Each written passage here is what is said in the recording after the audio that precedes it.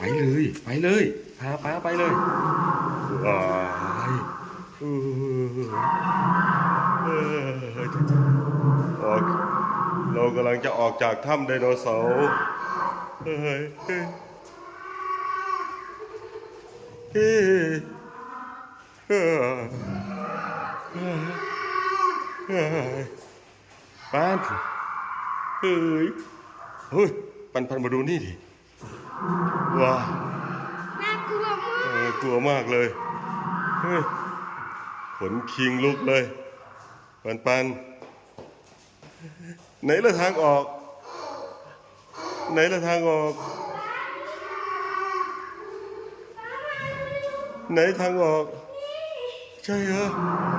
โอ้นี่ไงทางออก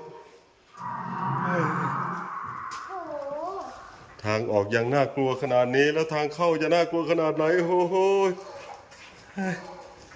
ทำไมมันเรืองแสง โอ้โห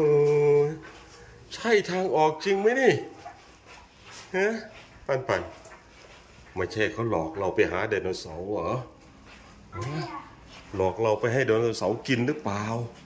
นี่มันนอกโลกเลยนะเนี่ยโอเคโอ้ยเหรอโอเคโอเคโอเค